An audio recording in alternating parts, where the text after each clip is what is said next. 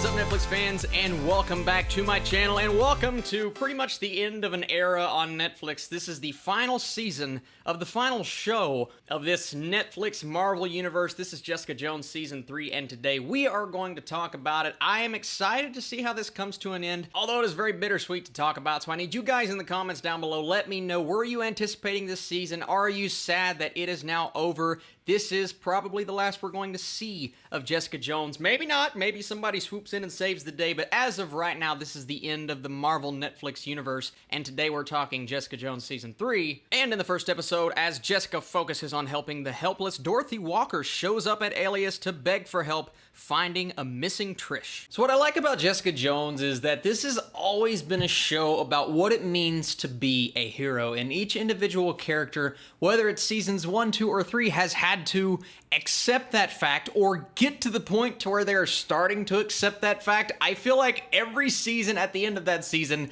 we come to a resolution of a particular character, and then the next season it's like we have to not go through the same thing over again, but start anew, right? And have a new conflict for a new season, even though you're kind of dealing with the same thing. And that's where we pick up with Season 3, right? Our characters are still dealing with what happened at the end of Season 2 with the death of Jessica Jones' mother, and that entire story aspect is carried over, and our team is split in the vein of Daredevil when that team split up and they had to come together later on in the season. That's not necessarily a spoiler. You guys know that eventually our team is going to meet up and characters are going to have conversations, and one thing I wanted to see from this season was a resolution. Not necessarily a resolution to the entire series, because while they were filming this, until the main end, I don't think they knew that they were going to be canceled as a series, as a giant thing that's happening on Netflix where they're canceling all of their shows. No, I think they knew that they had to start wrapping up some story points because there was that possibility. So that's what I wanted to see, that and a really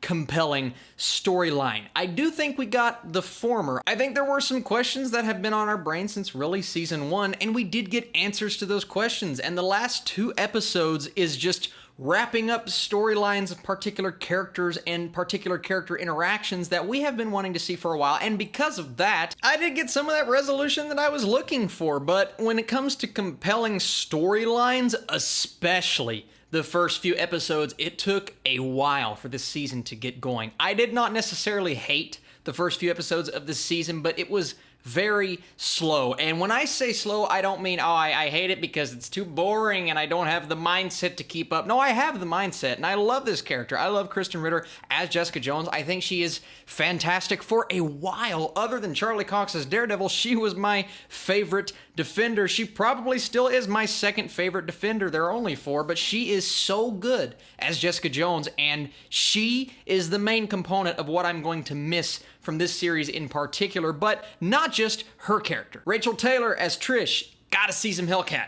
in this season, right? This is the last season. You have to pay off on that storyline. Last season was just so much set up with her character. We needed some resolution, and we started to get that. It took a bit, like I said, for that to get going, but that did get going. And then Malcolm. Malcolm is back. He's doing what Malcolm has been doing, and I really like his character. Seeing where he has progressed from Season 1, just being like this mind-controlled junkie, all the way until now, he is a main component of Jessica Jones. It's pretty cool. And then, of course, Hogarth, Carrie-Anne Moss. It's Carrie-Anne Moss, so you know her story is going to play a major role in this season, and she has a lot to do, a lot more than I anticipated, and sometimes her story came off as something that was distracting from the main storyline. I'm not saying it was bad, but it was just a bit much. I wanted to get back to the central conflict, and when the villain finally comes in and rears his ugly head into this season, that for me is when it got really interesting. Known as Full Killer in the comics, who is Gregory Salinger? What I like about this villain, the entire idea behind him, is that he is not a Kilgrave from Season 1, right? Kilgrave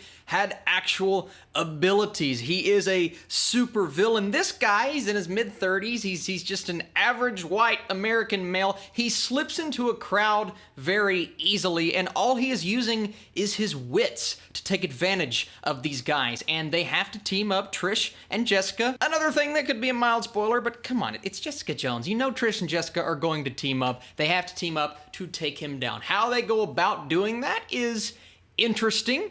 Once again, I think the story slows down a bit more than you want, and my big issue with Season 3, the main thing that I'm complaining about here, is that they always lost focus. Not always, they sometimes lost focus on what was most important with the story, and what we cared about most, right? We love these characters. We've grown with them over the last 2 seasons. I think Season 1 was really good. I think Season 2 was lacking a bit. This season picks up some of the slack from Season 2, continues on a few of those storylines that I didn't care as much about, but it does pick it up in the final few episodes. I have been seeing some reviews online, and I checked the Rotten Tomato score. I'm like, whoa, this is a bit lower than I expected it to be, but then I see that some of the critics are getting the first, I believe, like 6 to 8 episodes, reviewing those, and not finishing the show. When you review a show, and I always have this complaint, you have to watch every single episode. As much time as it takes, and it took me a long time to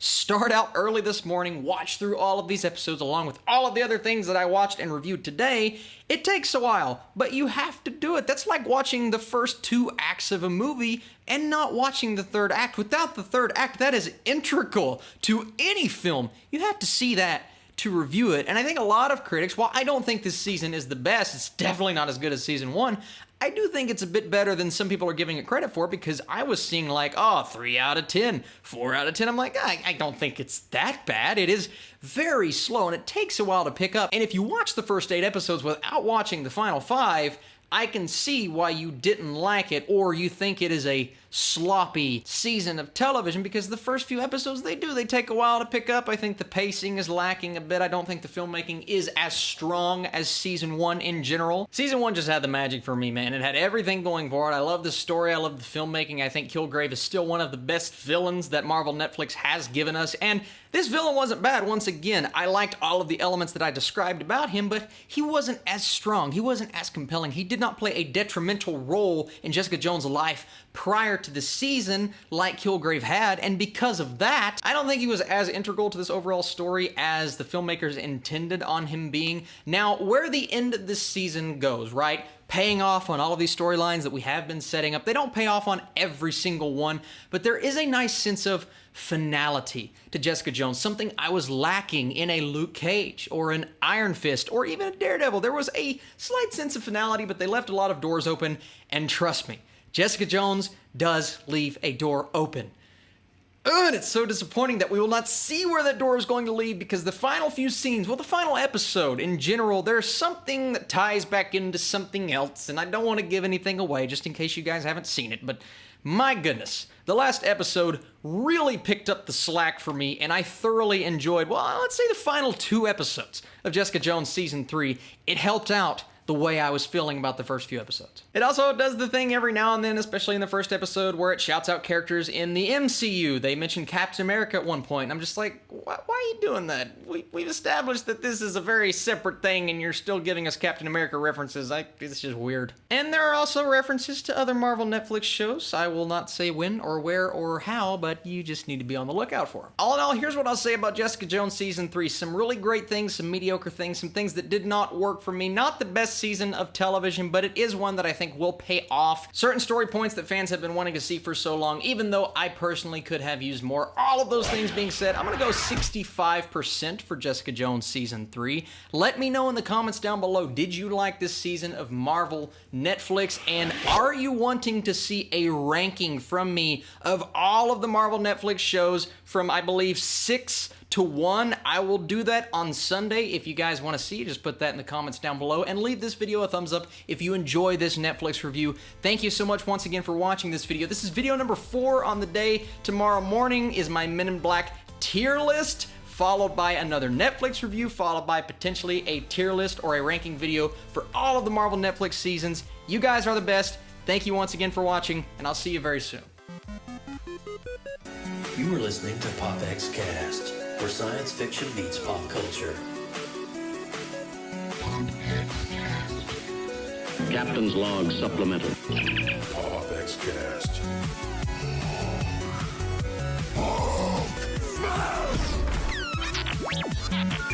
Hasta la vista, baby.